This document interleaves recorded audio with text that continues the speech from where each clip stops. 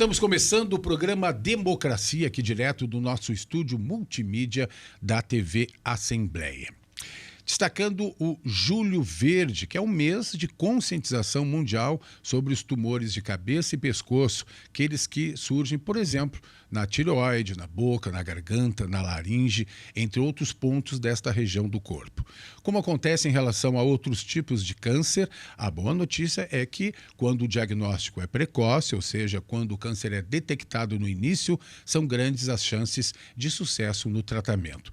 Mas o melhor sempre é evitar a doença através da prevenção, o que pode reduzir os riscos de câncer, como explica agora a colega Raquel Teixeira. Olá, Zamansky e todos os telespectadores do Democracia. A prevenção do câncer de cabeça e pescoço está diretamente ligada aos hábitos de vida. Especialistas destacam que não fumar e evitar o consumo excessivo de bebidas alcoólicas são as medidas mais importantes para reduzir o risco da doença. Também é fundamental manter uma boa higiene bucal, com escovação adequada, uso de fio dental e visitas regulares ao dentista, que podem ajudar na identificação precoce das lesões.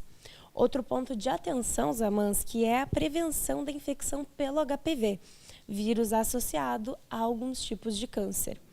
A vacinação e o uso de preservativos nas relações sexuais são formas de proteção.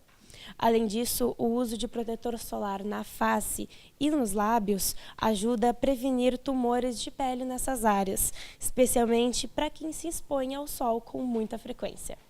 Volto contigo aí no estúdio. Obrigado, Raquel. E segundo ainda o Ministério da Saúde, quando somados todos os tipos, o câncer de cabeça e pescoço configura o quinto mais incidente no Brasil. Sua ocorrência é maior em homens, principalmente entre os consumidores de álcool e cigarro. Para ampliar este tema, nós estamos aqui recebendo os nossos convidados, que estão todos eles aqui de forma presencial no nosso estúdio. Começando aqui, na minha frente, a Thaís Lins, que é cirurgiã de cabeça e pescoço. Prazer tê-la aqui, Thaís. Oi, obrigado pela presença. Tudo bem, boa tarde, Antônio. Obrigado pelo convite. Também o Fernando de Souza Pereira, que é oncologista clínico do Hospital Ernesto Dornelles, também do Hospital Moinhos de Vento e da Oncoclínicas. Fernando, prazer tê-lo aqui. Olá, obrigado pela oportunidade, obrigado pelo convite. Muito bem. E também está com a gente o Maurício Ferrão, que é médico otorrinolaringologista e cirurgião de cabeça e pescoço, ligado ao Hospital de Clínicas, várias instituições. Prazer tê-lo aqui, amigo. Boa tarde, Antônio. Obrigado. É uma satisfação estar aqui contigo. E eu queria começar, então, a falar um pouquinho da atuação de vocês três e das entidades que vocês aqui, de alguma forma, representam, né? Eu acho que nós temos aí um sistema de saúde envolvendo principalmente os hospitais, que são boas referências, né? Em Porto Alegre, é o que a gente sempre acompanha aqui entrevistando, né, representantes dessas entidades.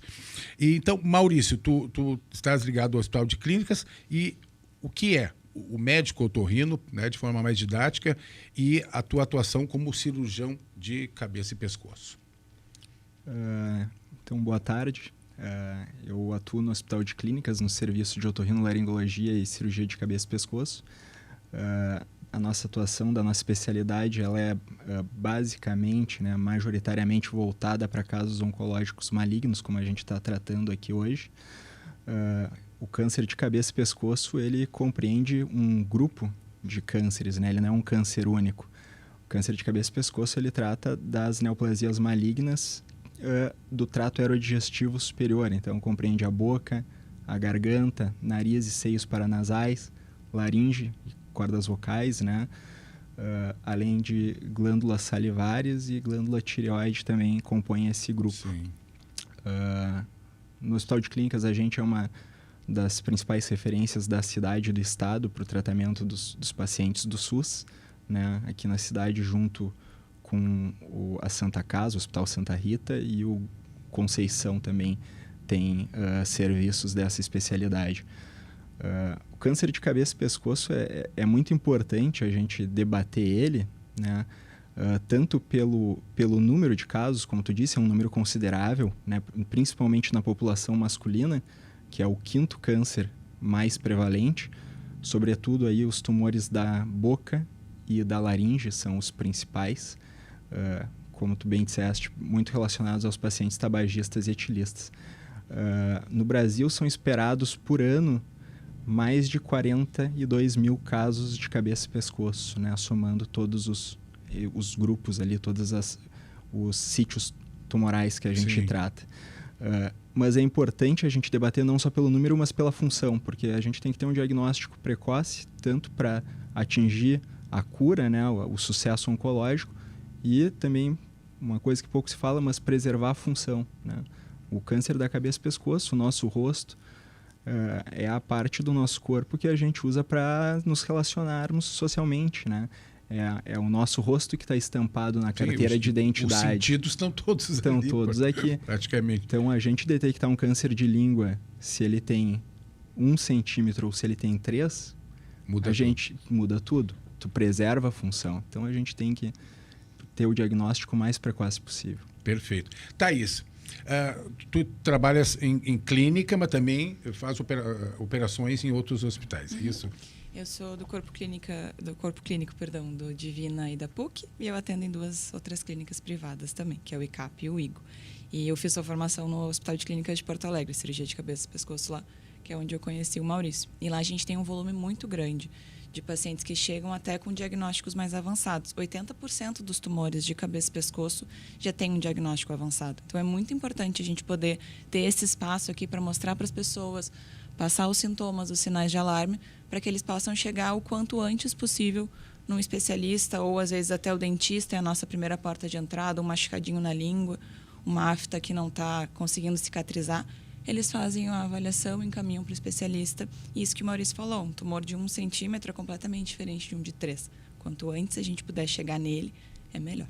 É porque também ele cresceu de 1 para 3, né? Essa também Às vezes, meio centímetro já muda a forma de tratamento. Porque ele pode configurar uma tendência. Pode. É isso.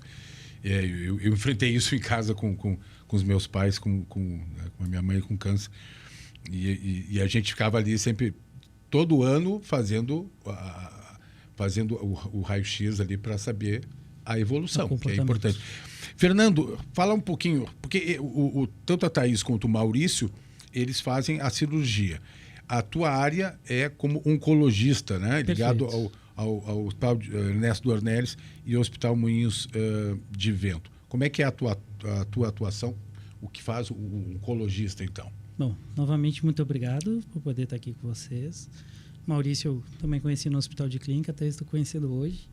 E acho que ainda no tempo da residência, eu estava na onco, o Maurício estava iniciando a residência dele do otorrino. Mas, basicamente, eu acho que o primeiro gancho, que tu não te importa, esse mês é importante também por causa de questão de estigma, né? Como falar assim, né? O rosto. E é tão ruim ver o paciente ter que ficar com um traqueostoma, né? Definitivo, aquela dificuldade de falar, ter que aprender a falar de outro jeito, ter que a dificuldade para se alimentar. Então, ela é também uma doença, o câncer de cabeça e pescoço. A gente vai chegar nesse ponto, mas já é mais comum acontecer em pessoas mais afastadas da família, quem bebe muito, quem fuma muito. Tem todo um contexto social, é uma doença um pouco órfã de cuidado, às vezes porque o paciente também demora a chegar no próximo passo porque demora tudo na vida. Sim. Tem menos acesso a tudo. Tem pacientes ainda que a gente vê que fumam de corda, né? Então, nem todo cigarro é igual, nem todo tabaco é igual. Então, tem essa parte do estigma por ficar estigmatizado devido aos resultados cirúrgicos, sequelares, obrigado. Né? E também porque é uma dificuldade social. Por ser uma dificuldade social. Às vezes, quando é mais difícil ter acesso, porque é socialmente mais difícil acessar. Mas, apesar da Thaís e do Maurício, né, a especialidade de cabeça e pescoço nos últimos 30 anos ter mudado muito, as cirurgias amplas, com retirada de músculo, que ficavam bastante feias mesmo, eles hoje fazem cirurgias cada vez mais limpas, cada vez mais capazes de deixar o resultado estético melhor. E alguns casos é necessário, ou desde o início, ou conforme for o resultado das cirurgias que eles fazem, complementar o tratamento com quimioterapia, mas principalmente radioterapia, que ainda não é a minha área. Existe um outro profissional médico, que é o radio-oncologista, que é o profissional responsável por cuidar da parte da radioterapia, que vamos dizer que é o tratamento complementar à cirurgia mais feito. E aí é o mais comum ou depende do nível depende do problema? Do nível e às vezes ele é substitutivo. Às vezes um resultado cirúrgico, depende de vários fatores, como presença ou não. Já vou falar pela primeira vez, mas acho que depois a gente vai ter que falar desse assunto, da presença do vírus HPV. Sim. Ele é presente, não é presente? Pode substituir o tratamento cirúrgico, fazer quimio e rádio? Às vezes sim.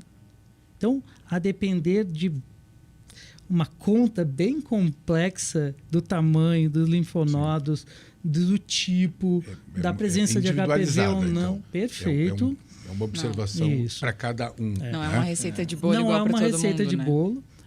Dá para resumir que o tratamento cirúrgico é o tratamento de excelência dos tumores de cabeça e pescoço, com várias vírgulas. Sim.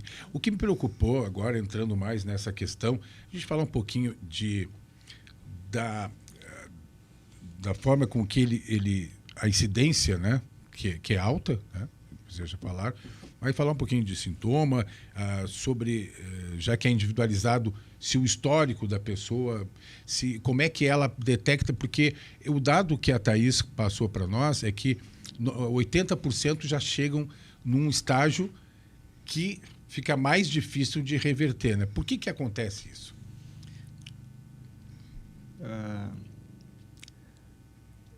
Talvez a explicação, a primeira que a gente daria, né, é a falta de conhecimento, né, e a importância da gente ter essas campanhas aqui, explicar para as pessoas os sinais de alerta, né, rouquidão persistente, dor de garganta persistente, né, uma afta na boca, né, que o paciente está ali olhando e não está sarando.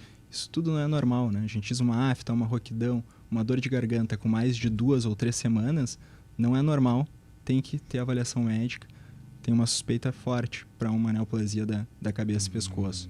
Então, talvez isso seja uma das explicações. Mas se a gente olhar também os dados no mundo inteiro, até nos ditos países de primeiro mundo, Estados Unidos, Canadá, Europa, a gente vai ver também altas taxas de pacientes que chegam em estágio avançado. Talvez porque não é só o tamanho, né? A gente está falando aqui de 1 para 3 centímetros, mas às vezes do 1 centímetro para 1,5 centímetros ele já pegou uma estrutura, uma cartilagem, aderiu ao osso, a uma musculatura profunda, e isso já configura uma doença avançada e de muito mais difícil tratamento. Então, o câncer de cabeça e pescoço, as dimensões são relativas, né? 1 centímetro para a gente então, muito grande. Talvez esteja também aí, né, Thaís? Porque quando em outros tipos de câncer que tu já tem um sintoma mais evidente, né, que tu sente algo, né, mais forte, ou visualmente, ou pelo toque, né? Nesse caso, mesmo que seja algo relativamente pequeno, como vocês estão falando de afta, uma coisa que as pessoas normalmente têm, mas a constância disso, a persistência, por um longo tempo, já tem que gerar uma desconfiança e a pessoa tem que procurar uma orientação médica. Muitas vezes esses sintomas iniciais, eles parecem bobos, assim, a pessoa vai deixando, não, isso vai passar, isso vai melhorar, e vai passar e vai melhorar, que nem o Fernando falou. Não conta para a esposa, não conta para o esposo, não conta para o filho que está com machucado na língua, não consegue, às vezes, dividir com a pessoa, ou acha que não vou incomodar o meu filho que trabalha tanto, e aquela lesão vai crescendo, e a pessoa vai se deixando de lado. Então, é muito importante conversar sobre isso. O 80% de estágio avançado não quer dizer que ele não vai poder ter algum tipo de tratamento. É mais ou menos uma classificação que a gente usa da questão cirúrgica. Assim, não quer dizer que ele não vai ser operável. Talvez ele não seja. Classificações para isso. Mas talvez o nosso trabalho enquanto cirurgiões seja maior, assim, mais difícil do que se ele fosse uma classificação inicial e até pela questão de função, de tratamento, de segmento do paciente. Então, o estágio avançado não quer dizer que não será feito nada. Alguma coisa poderá ser feito, mas daí depende muito individualmente. Assim. Mas desse universo, né, de pacientes que chegam já com o câncer mais avançado e com esses tratamentos possíveis, além da cirurgia, químio e rádio, está se conseguindo aumentar a eficiência do tratamento, a sobrevida desse paciente? Com certeza.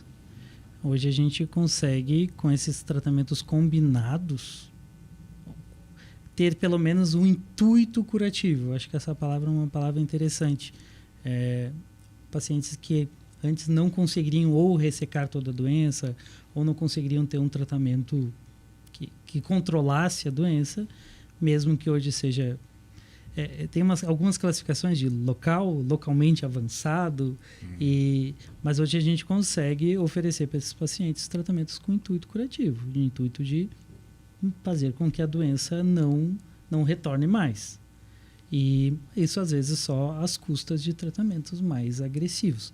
Acho que toda a questão é a gente conversar sobre tentar identificar antes os tratamentos não serem tão agressivos, né? Exatamente, porque é proporcional ao tamanho do problema que vai ter essas intervenções, né? E com alguma... Imagino que um tratamento chegando num estágio mais avançado, né, Maurício, o tratamento pode ser mais longo. Mais longo e com... Mais cansativo para o paciente, é claro. Com certeza, mais longo e com muito mais prejuízo de funcionalidade, né? Para exemplificar, um tumor que a gente identifica no primeiro estágio, né, um tumor pequeno, um T1, que a gente diz, a gente tem taxas de cura da casa dos 90% ou mais, tá? Vamos dar um exemplo, então, o câncer de laringe, né? O paciente que iniciou com tabagista, na grande maioria dos casos, mas nem só, né? Isso aí tem que ficar claro. Iniciou com a roquidão, uma roquidão persistente mais de 2 semanas, consulta otorrinolaringologista, cirurgião de cabeça e pescoço, faz a videolaringoscopia, identifica a lesão na prega vocal, muitas vezes por uma microcirurgia de laringe, um procedimento de poucas horas, a gente consegue ressecar a lesão, né, com uso de tecnologia, via endoscópica, né, sem ter que abrir a pele, ressecar a laser a lesão e resolver o problema num único procedimento. E fim do processo. Sem precisar de química. Segue-se, né, um acompanhamento oncológico rigoroso, consultas seriadas, mas muitas vezes resolvido o problema ali. O paciente que negligenciou ou por outros motivos atrasou isso meses, ou às vezes a gente vê até mais de ano para chegar no cuidado, acaba tendo que fazer uma laringectomia total, né? Remove todo o órgão da voz, né? Faz uma cirurgia aberta no pescoço, retira não só as pregas vocais, mas a laringe por inteiro, né? Aí ficando com uma condição, muda a anatomia, né? O paciente fica com um traqueostoma definitivo, perde a voz natural, né? Tu vê todo um prejuízo funcional. Já tendo outros critérios, a cirurgia só não é suficiente, vai para radioterapia, vai para quimioterapia, e vai para um tratamento, sim, de 2, 3 meses, né? Cheio de sequelas, cheio de efeitos adversos, né? Fora a perda de uma função tão importante, né?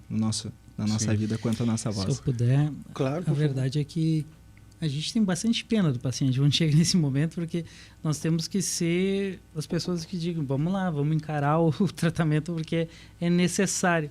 Mas imagina, para sobrevivência. Isso, mas imagina paciente. passar por uma cirurgia bastante ampla, bastante desgastante para o paciente, e aí eu digo que vai ter uma quimioterapia semanal, e ele vai ter que dar um jeito de fazer 35 sessões de radioterapia, 7 semanas seguidas fazendo radioterapia, se recuperando da cirurgia ainda. Então a gente sabe que existe um desgaste do paciente, um desgaste da família. E isso, a conscientização do mês de Julho Verde, tange muito a isso. Nós já estamos esse é o 10º ano, né? 10º ano. Tem um grupo brasileiro que é de tumores de cabeça e pescoço, e esse grupo, esse ano, trata justamente dessa questão, de novo, retomada da questão multidisciplinar do cuidado desse paciente, né? Tentar buscar essa questão de o dentista, né, tá lá vendo, a gente falou, um dos critérios, uma das questões é a má dentição, né?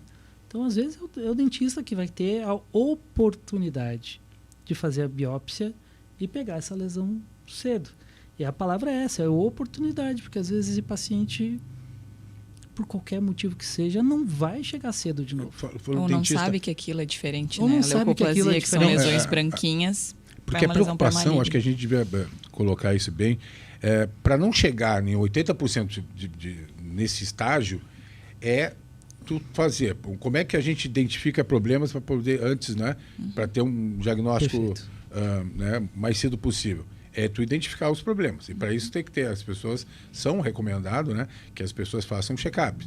Mas aí ele pode ir no médico tratar, né, porque sempre tem algum problema que te leva num posto, ou o próprio dentista, que parece por ser nessa região, é um profissional que pode ajudar muito nesse diagnóstico, né, precoce, mas estão qualificados também, porque há uma comunicação para as pessoas, em geral, dessa campanha, para a gente saber que algum problema persistente, uma afta pode me preocupar, deveria me preocupar mais do que antes, porque existem problemas sérios que podem ocorrer, mas os próprios profissionais, eles estão, né, qualificados para isso, há uma orientação, ou eles também são alvo de alguma forma dessa campanha?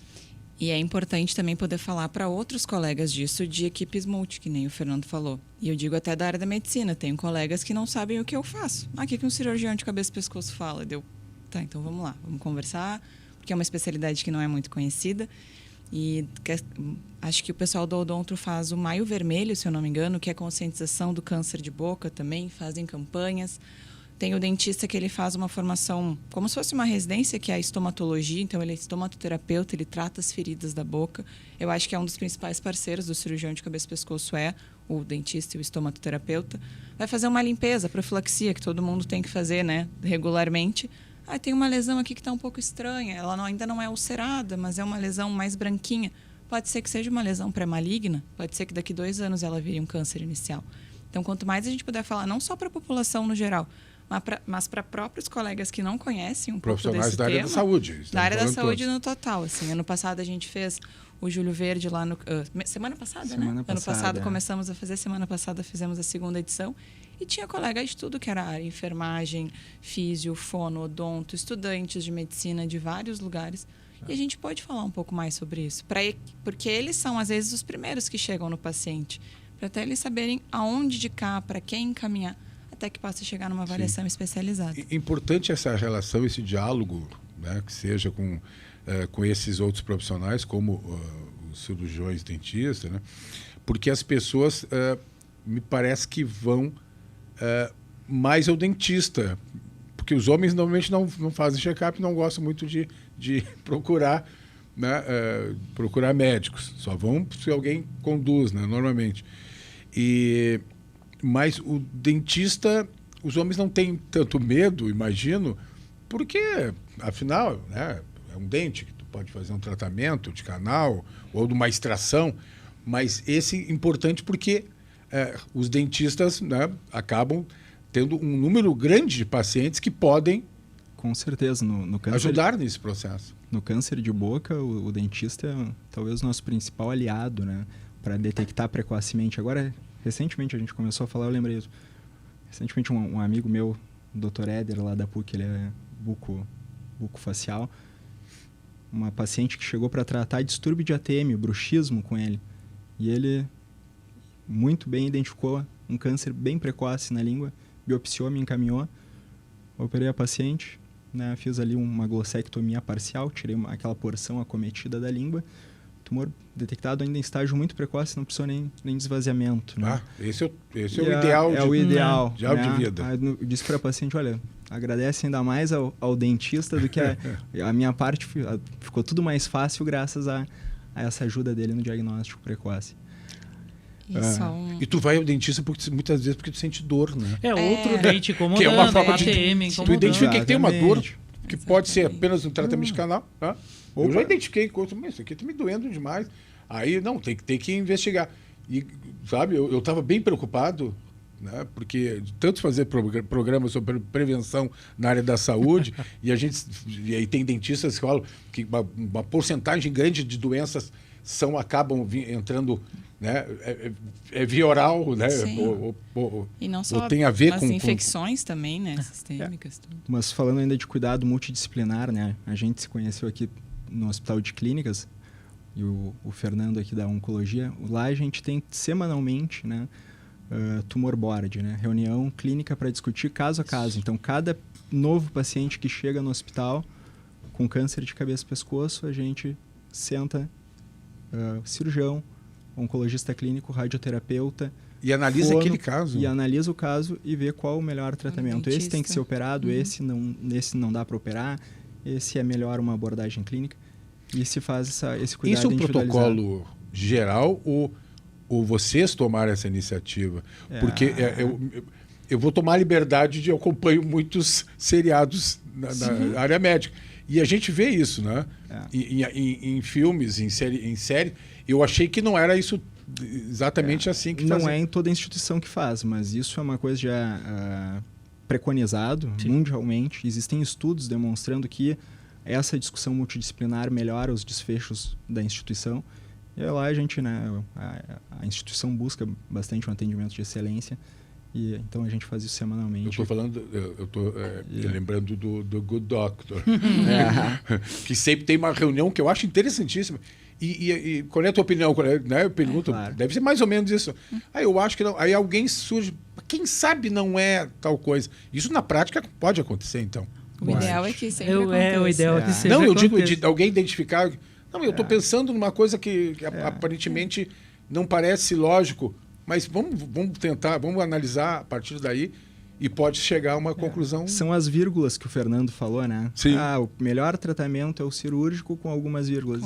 E nessa reunião a gente esmiuça cada uma dessas vírgulas para ver se a gente... Esse que tu está dizendo é no Hospital de Clínicas. No Hospital de Clínicas. Tá. A gente falou muito do dentista para prevenção, né? Mas a gente não pode esquecer, por exemplo, da fonoaudiologia, né? Que é importantíssimo aí após a cura, né? Após o tratamento, reabilitar e devolver o paciente para a sociedade. Agora, recentemente, a gente teve o Júlio Verde, que é a campanha lá dentro do hospital. O nosso grupo de fono reabilitou os nossos laringectomizados a ponto de fazer um coral de laringectomizados. Fazer, né? E se apresentam. Que pauta boa para a imprensa. E cantam, e assim, então tu vê, e viram um grupo de apoio, assim, muito bonito de ver, né? Os pacientes, a dificuldade que eles têm de se reinserir pela dificuldade da fala, né? Eles uns apoiam os outros, né? Estimulam a voltar, trabalhar, a levar a vida adiante. Fazem encontros, inclusive fora do hospital. Eles viram amigos mesmo. E todo ano, no nosso evento, eles se apresentam, ensaiam uma música e cantam pro pessoal para mostrar que a vida segue, né? A batalha é difícil, mas muito legal tu tá falando isso a vida segue. Para quem nos acompanha saber que isso é uma iniciativa. Nós falamos sobre o Branco Melo, que é do Titãs, né? Que é do Titãs, o Branco. Sim. Ele organizou um coral de laringectomizados. E o que ele teve também era com laringe? Um tumor de cabeça e pescoço. Eu não vou mentir que eu não sei o primário exato, mas... Sim, mas eu sei que ele tem... Ele ficou Ele está até cantando, mas isso, ele deve estar com fono, trabalhando com fono. Nós falamos sobre esse aliado que é o dentista, se os médicos estão qualificados para também identificar. E claro que a maioria das pessoas, elas vão em posto de saúde, né? Isso também é importante que ali tenha, né? E às vezes, eu imagino assim, e eu acho que pela experiência aqui nossa nessa área de saúde, no Democracia, às vezes, aquela história, vai a mulher, o homem acompanha E ele já tem hospitais que aproveitam, né? Vamos fazer uma revisãozinha aqui. E, de repente, ele vai no posto de saúde por algum motivo. Mas se pudesse fazer uma análise um pouquinho mais ampla, poderia também ajudar nessa identificação. Né? É muito importante também, isso que eu ia complementar a fala do Maurício, sobre o médico, que é o médico do postinho. Isso às vezes é a primeira entrada para tu ter um encaminhamento. Sim. Só que alguns tumores não conseguem ser vistos só por essa avaliação do médico. Às vezes, sim, ele vai lá ver o fundo da garganta, vê que tem uma amígdala aumentada, que tem uma lesão estranha e consegue encaminhar. Mas algumas lesões são mais lá no fundo e daí normalmente é só aquele exame da câmerazinha por dentro do nariz ou por dentro da boca que a gente consegue avaliar em lugares mais especializados, assim. Então, mesmo que o colega médico que está lá na porta de entrada, assim, do posto, avaliou o paciente, fez o exame clínico, não tem nada, mas essa história está estranha, não tem problema nenhum ele encaminhar para alguém. Porque imagino que também conte não só a observação do médico, mas aquilo que o paciente, a fala do paciente. Né? A minha voz tem não era assim. Alguma coisa me incomodando aqui. Estranha. Bom, alguma coisa deve ser, né? A gente sempre fala que o paciente que sabe o que está acontecendo, porque quando ele chega na primeira consulta comigo, eu estou conhecendo ele naquele momento. Para mim, a voz dele talvez não seja tão diferente. Mas ele diz, não, doutora, minha voz mudou. Não era assim há um mês atrás. E a gente faz esse exame e vê alguma lesão suspeita na região da prova vocal. Esse tem que ser bem orientado e encaminhado para um... porque às vezes o colega que não tem esses aparelhos ou não tem essa avaliação mais ampla, não vai conseguir ver mesmo. Então tem que encaminhar. Bom, a gente tem mais coisas para falar, mas eu vou ter que chamar o intervalo. Thaís, Fernando, Maurício. E nós vamos para um rápido intervalo e voltamos com mais informações sobre o Julho Verde, que é o mês de conscientização sobre os tumores de cabeça e pescoço. Nós já voltamos.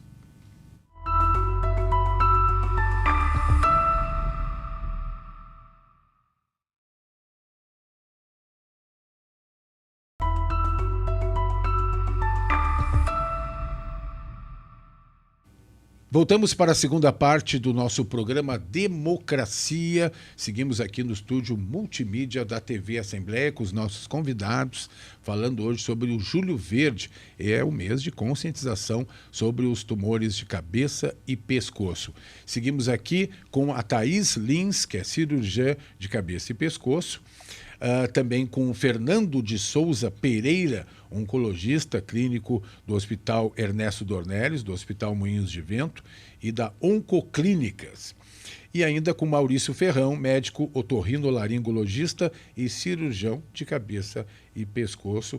E já nos falou bastante sobre os protocolos e coisas bem criativas e interessantes no Hospital de Clínicas, né, que vocês fazem lá, que é também uma outra referência. Eu falei na abertura, mas eu estou errado que nós temos hospitais que são referências importantes aqui, porque eu falei sobre transplantes, no Brasil, Santa Casa se destaca. O Ernesto Dornelles, Clínicas, o Hospital Moinhos de Vento, né? Da rede do Grupo Hospitalar Conceição. Nós estamos, assim, vendo como de fora, não sendo do ramo da saúde, mas parece que estamos bem... Estou com uma estrutura interessante em termos de hospitais em Porto Alegre, ou estou errado? Acho que sim. Nós temos instituições muito, muito fortes que prezam... A PUC, né? Não sei esquecer. A PUC, mas nós temos vários hospitais na nossa cidade, né, com um bom porte, com boa estrutura e que prezam um bom atendimento, né? Ainda não tanto quanto a gente precisaria, né? Até mesmo a gente falando de diagnóstico precoce, né? A gente ainda vê, infelizmente, alguns pacientes travados na fila, aguardando ser regulado para a instituição final, para o seu tratamento. Mas, sim, a gente tem bons hospitais... Praticamente o plano de saúde geral.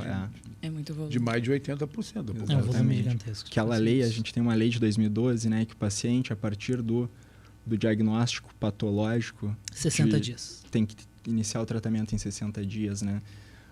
Ou, havendo a suspeita, a solicitação de um exame tem que ser feito dentro de 30 dias. Infelizmente, a lei está certa. A lei está certa. Tá muito certa, mas às vezes muitas vezes não consegue ser cumprida. A estrutura A estrutura não suporta. Eu queria falar com vocês três, então, sobre um pouco dos cuidados que precisam. Ou seja, até a repórter que entrou na abertura falou de hábitos saudáveis que servem para, né, absolutamente tudo, para ter uma vida, né, e fugir dessas doenças, para conseguir prevenir. Na prevenção, ou então, que tipos de hábitos que a gente precisa ter maior atenção, o que a gente poderia dizer para evitar, para não, ou pelo menos reduzir os riscos maiores, né, de um câncer de cabeça e pescoço. E nós não estamos falando, acho que nós não pode gerar alguma dúvida sobre câncer de cérebro, não estamos falando de cérebro. Não. Nós estamos falando do cérebro. Estamos falando dessa região toda. Do trato digestivo superior, aerodigestivo superior. Então, posso... Acho importante falar, né? O câncer de cabeça e pescoço, ele é, na maioria dos casos, prevenível, né? As 3 principais causas, tabagismo, etilismo, né? E algo que a gente ainda tem que falar aqui bastante, o HPV, né? São causas evitáveis. Então, a gente tem medidas para diminuir o risco para ter esse câncer, né? O principal fator é o tabagismo. A maioria dos pacientes é tabagista. O álcool... Aonde que o tabagismo? Só para a gente fazer mais um reforço em cima disso. As pessoas, muita gente fuma ainda, mas os índices indicam que está se diminuindo. Exceto pelo vape, né? Agora surge o vape que tem. O tabagismo é por todas aquelas 3.000 químicas que contém, ou a questão da temperatura também, isso influencia? Ambos, né? Uma agressão crônica ali nas células da mucosa, né? Tanto que na maioria dos casos levam décadas, né? São décadas de tabagismo, de uma alta carga, até desenvolver. O importante falar a bebida de álcool também, e o efeito, quando a gente soma os dois, o efeito não é somado, o efeito é multiplicado, o aumento é exponencial. O álcool, né? Além dele também ser carcinogênico, ele limpa um pouco da nossa barreira mucosa ali, e o tabagismo entra ainda com mais força, então, em cima da mucosa para desenvolver as neoplasias. Que ele ajuda ainda negativamente. Ele potencializa o dano do cigarro. E por fim, o HPV, né? O HPV eu acho que tem que mudar um pouco a concepção, né? Que a gente, na população geral, se botou o HPV, o câncer do colo do útero. E aí o homem disse, então eu não tenho útero, o HPV para mim não causa nada. E pelo contrário, o HPV causa muitos outros tipos de câncer, principalmente o câncer de orofaringe. É o papilomavírus. Papilomavírus humano. Desculpa, Antônio. Tu falou ali o câncer de cabeça, pescoço e o cigarro. E aí é um ponto interessante.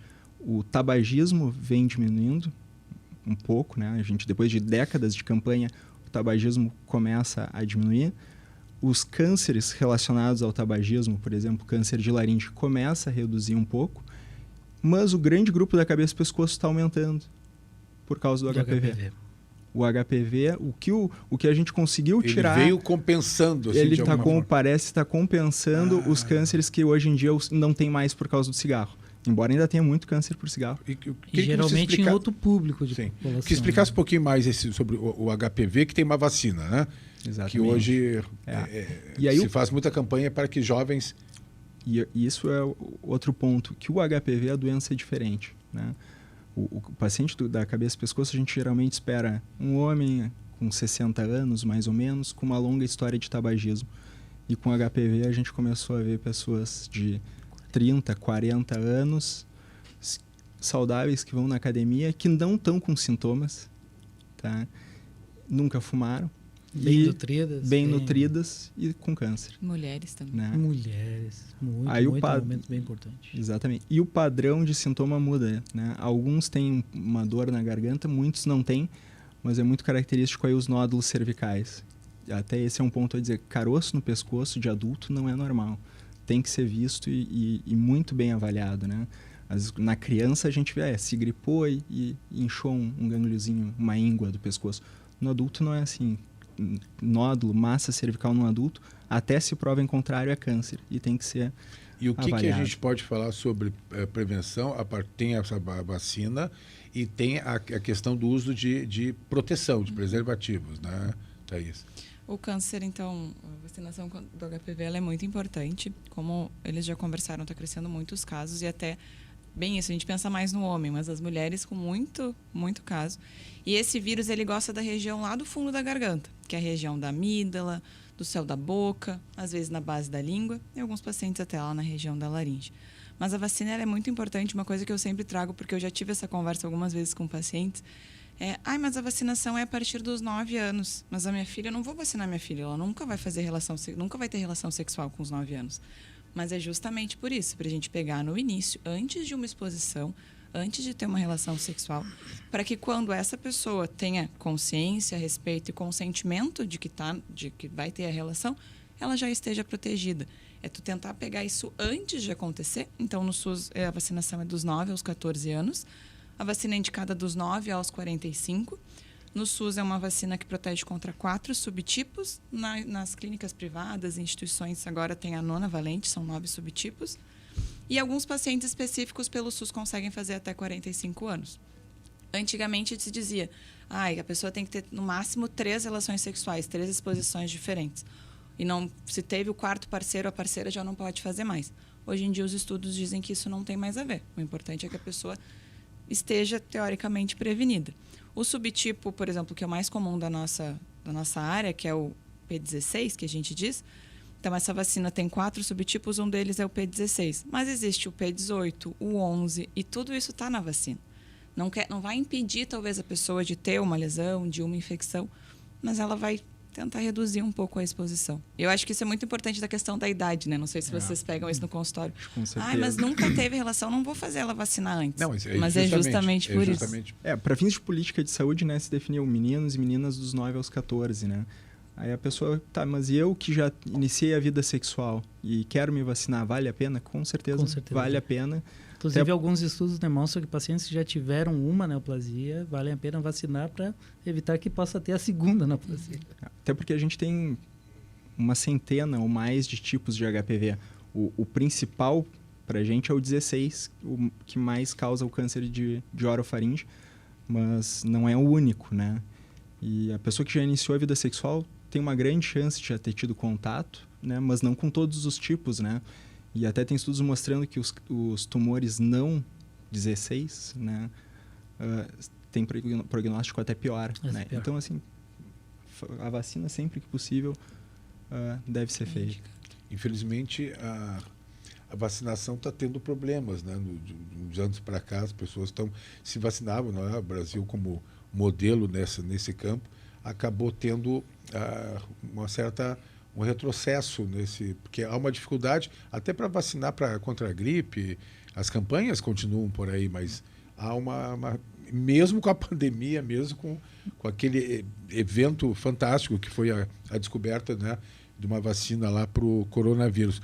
Mas também essa preocupação de uso, acho que a gente pode reforçar do uso de preservativo e de uso de proteção até para sexo oral é preciso. Perfeito. Não, o meio de transmissão nós falarmos de questões sexuais, então a gente tem que ter o devido cuidado, parceiros novos, mas também nos parceiros do dia a dia, a gente tem que ter o cuidado de manter relação sexual de forma protegida, exceto se tiver como fazer. Colo do útero hoje a gente tem coleta e vê se tem, né, os vírus presentes no colo do útero.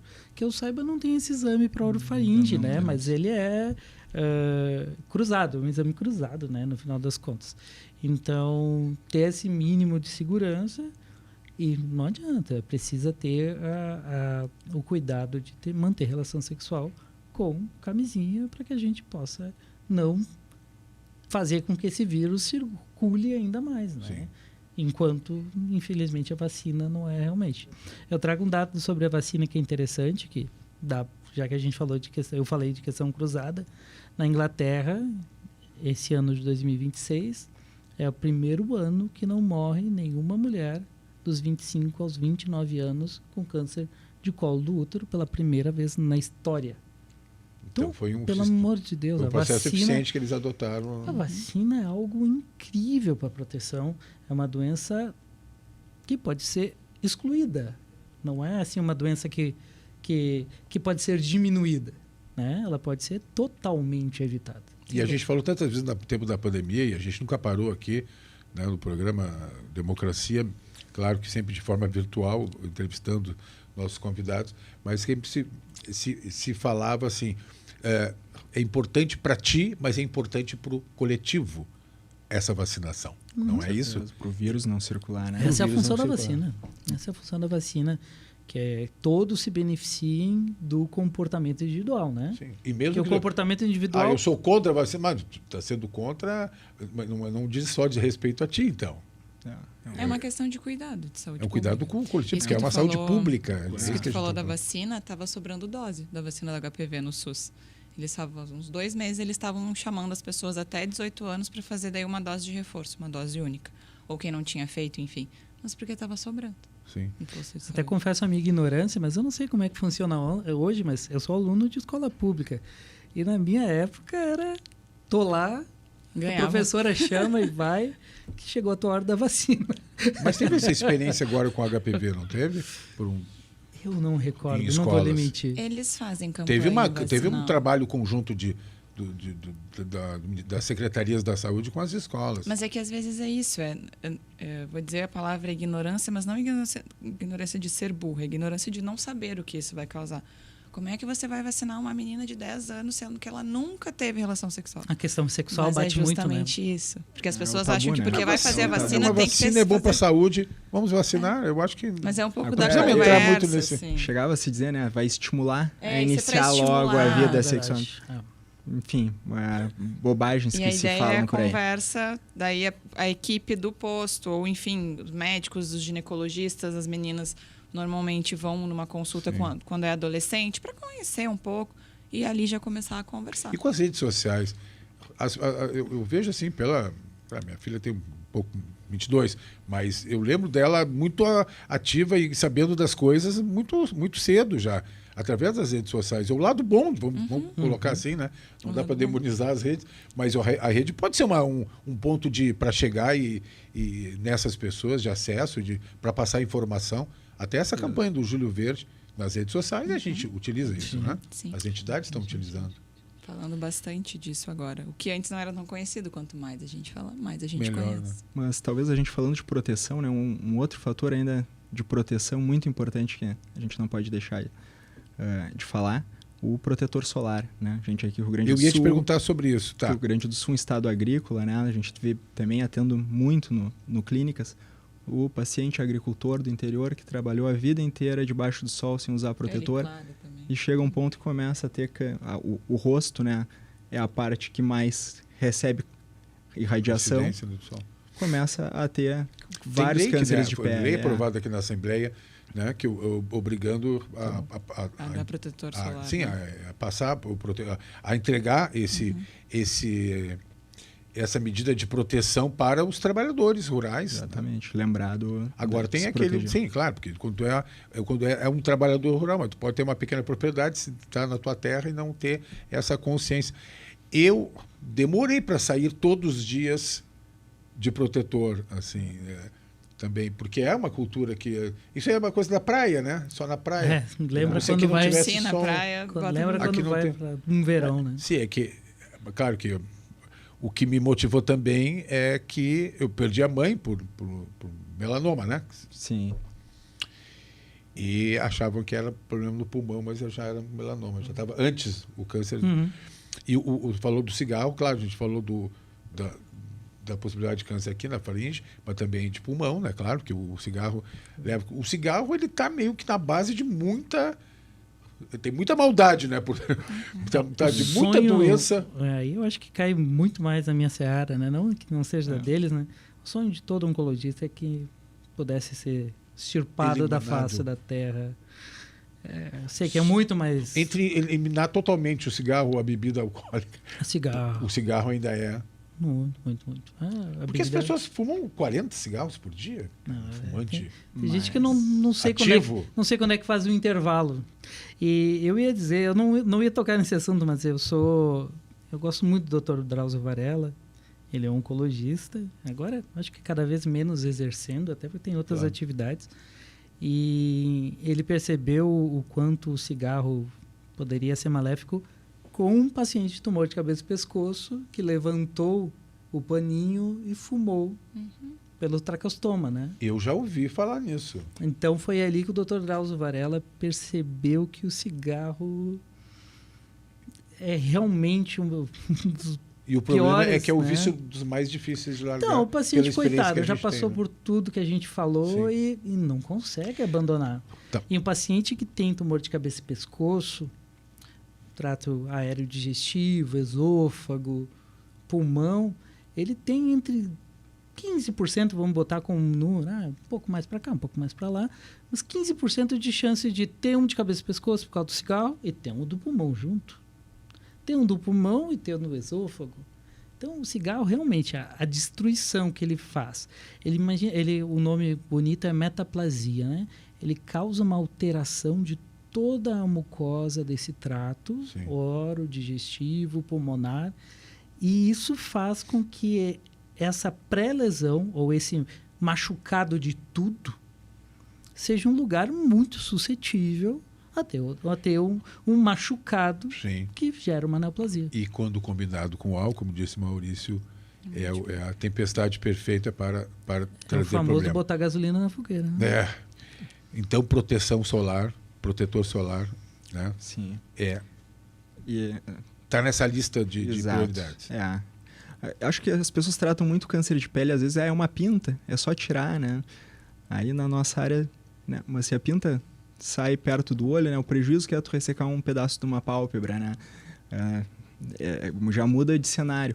Ou também o tamanho da lesão, né? O risco de começar a fazer metástases, né? A gente vê, às vezes, o paciente do interior, de outros lugares, foi operado até, mas só tiraram e não avaliaram os gânglios. E aí ele vem pra gente depois com uma massa na parótida. E já com tempo depois... Isso, né? Porque lá, talvez na primeira ressecção da lesão de pele também já tinha que ter sido avaliado a cadeia linfática. Eu sei que já falamos acho que de praticamente todos os temas importantes para o nosso telespectador. Eu sei que, eu imagino que vocês já responderam a questão do chimarrão também, né? Porque sempre a imprensa pergunta se o chimarrão muito quente também pode gerar problema. A documentação maior que temos é depois de uma certa temperatura, que eu acho que é 74 graus, lesões de esôfago. Tá? Então, sim, para esôfago pelo menos, não sei se vocês têm outra informação, mas esôfago tem pela temperatura. Pela temperatura. Como tem faz um o cigarro colega do também, Hospital de Clínicas, um professor do Hospital de Clínicas, que eu tô com dificuldade para... Vou falar o nome, mas acho que é o Dr. Kleber Dário Pinto Cruel, que ele tinha pacientes e conseguiu documentar isso com relação ao chimarrão para esôfago. Óbvio de cavidade de orofaringe, eu não tenho esse dado, acho Sim. que isso não está bem estabelecido. Quem diz que entende de chimarrão fala no máximo 70 anos. Eu acho que graus. dá. O que geralmente acontece, não vai ter um estudo para cada área, né? Então se extrapola, né? E aí a recomendação é que não seja água, a famosa água pelando, Claro, né? Não vai tomar chimarrão. Como alguns índios aí da fronteira gostam, né? Dizer, não, aqui o mate é bem quente. Sim. Não, isso pode sim trazer malefício. Com certeza para o esôfago, provavelmente para outros órgãos. Eu tenho assim 30 segundinhos, porque nós estamos encerrando, para agradecer vocês e uma última mensagem. Eu começo contigo, Thaís. Muito obrigado. Eu acho que foi bom. Me parece que esclarecemos vários pontos aqui. Nossa, foi maravilhoso, Antônio. Muito obrigado pelo convite. E eu acho que o Julho Verde é isso. É o mês de combate e conscientização do câncer de cabeça e pescoço. Quanto mais a gente puder falar isso, diagnóstico precoce, as pessoas notarem os sintomas, algo diferente, procurar um atendimento. E fiquei muito feliz com o convite. Obrigada. Muito bem. Fernando, te agradeço, amigo. Eu que agradeço. Obrigado aos colegas, obrigado a ti. Por favor, parem de fumar. Sim, eu acho que se existe algo que pode realmente mudar o curso, essas duas coisas. Parar de fumar e a vacinação. Eu nunca toquei num cigarro aceso. Cigarros. Nem apagado. Acho que poucas vezes apagado. porque meu pai fumou muito. Sim. Às vezes o pai fuma e tu pode fumar por isso e pode inverter completamente. Eu não fumo, nunca fumei porque meu pai fumou um período, né? E isso, claro, que gerou problemas. Mas, Maurício, quero te agradecer, foi muito bom também tê-lo aqui. Muito obrigado, Antônio. Foi muito proveitosa a nossa conversa, né? E importante, né? A gente difundir para a população esses conhecimentos, né? Se ficar a mensagem, né? Parar de fumar, vacinar contra o HPV e atenção para os sintomas estranhos, dor de garganta, rouquidão, que durem mais que 2 semanas, procurem atendimento médico para a gente aumentar a nossa taxa de diagnósticos precoces. É melhor ter uma desconfiança e não ser nada com do certeza, que o contrário. com certeza. Com certeza. Muito bom, então. Thaís, Fernando, Maurício, agradeço a vocês e especialmente a todas as pessoas que nos acompanham até esse momento no nosso Democracia. Nós voltamos no próximo programa. Até lá.